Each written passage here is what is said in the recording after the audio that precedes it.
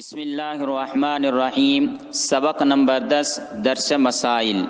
انشاءاللہ آج ہم جانیں گے ان چیزوں کو جن کے کرنے سے روزہ ٹوٹ جاتا ہے اور ذمے میں قضا کے ساتھ ساتھ کفارہ بھی واجب ہو جاتا ہے۔ وہ چیزیں جاننے سے پہلے یہ ضروری ہے کہ ہم یہ جان لیں کہ کفارہ کس کو کہتے ہیں اور کفارہ کتنے شرائط کے ساتھ واجب ہوتا ہے اور اس کی بھرپائی کتنی چیزوں سے کی جاتی ہے۔ تو ذہنوں کے اندر یہ بات سمجھ میں آتی ہے کہ اللہ تبارک و تعالیٰ نے رمضان المبارک کو تمام مہینوں میں سب سے افضل، سب سے مقدس اور سب سے بابرکت مہینہ بنایا ہے، اور اس مہینے کے اندر اللہ تبارک و تعالیٰ نے مسلمانوں پر جو فریضہ عائد کیا ہے یعنی روزہ، کہ اس کے کرنے پر، اس کی بجا آوری پر اللہ تبارک و تعالیٰ بذات خود اجر اور ثواب دینے کا اعلان کر چکے ہیں۔ تو اگر کوئی بندہ روزہ رکھ کر جان بوجھ کر توڑ دیتا ہے تو پھر گویا کہ اس کے شان میں، اس کے مقام اور اس کے مرتبے میں گھٹانا ہے یا ہتک کرنا ہے، تو اس کی بھرپائی جرمانے کے طور پر کفارہ ادا کرنا پڑتا ہے۔ تو کفارہ کتنے شرائط کے ساتھ واجب ہوتا ہے؟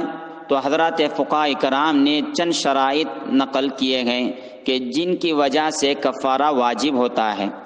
تو سب سے پہلی شرط ہے کہ جو روزہ توڑا ہے وہ رمضان کے مہینے میں رمضان کا روزہ ہو، اور اگر کوئی اور دنوں کے اندر روزہ توڑا ہے تو ذمے میں صرف قضا باقی رہے گی، کفارہ نہیں۔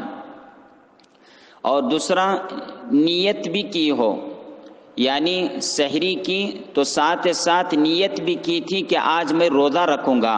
اگر کوئی بلا نیت ایسے ہی کھا لیا اور پی لیا تو کفارہ واجب نہیں ہوتا۔ اور اسی طرح جان بوجھ کر بلا عذر روزے کو توڑا ہو، اور اگر کوئی عذر شرعی پایا گیا، مثلا کوئی مرض لاحق ہوا یا سفر میں چلا گیا اور پھر وہاں جا کر روزے کو توڑا ہے تو صرف قضا باقی رہے گی، کفارہ نہیں۔ کفارہ واجب ہونے کے لیے جان بوجھ کر بلا عذر شرعی توڑا ہو۔ اور اسی طرح چوتھی شرط ہے جو چیز کھائی ہو یا پی ہو اس کو دوا کے طور پر استعمال کی جاتی ہو، اور اگر کوئی ایسی چیز استعمال کی جس کو دوا یا غذا کے طور پر استعمال نہ کیا جاتا ہو تو اس کے کرنے سے صرف قضا باقی رہے گی، کفارہ نہیں۔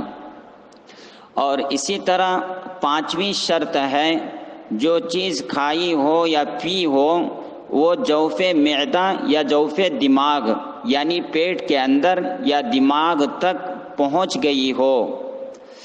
اور اسی طرح چھٹی شرط ہے نفسانی خواہشات کی تکمیل یعنی جمع کیا ہو۔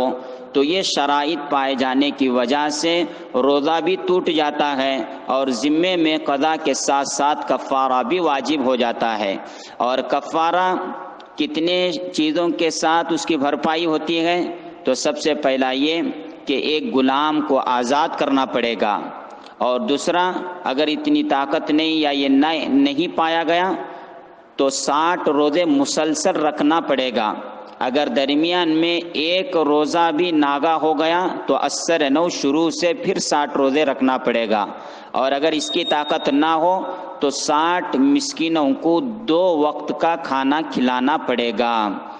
اور آخر میں حضرات فقہاء نے لکھا ہے کہ ایک مسلمان فرمانبردار بندے کی یہ شان نہیں ہے کہ اس کے ذمے میں کفارہ بھی واجب ہو جائے۔ اللہ سے دعا ہے کہ اللہ تبارک و تعالی صحیح آداب اور رعایت رکھتے ہوئے روزہ رکھنے کی توفیق نصیب فرمائے، آمین، واللہ اعلم۔ بسم اللہ الرحمن الرحیم۔ سبق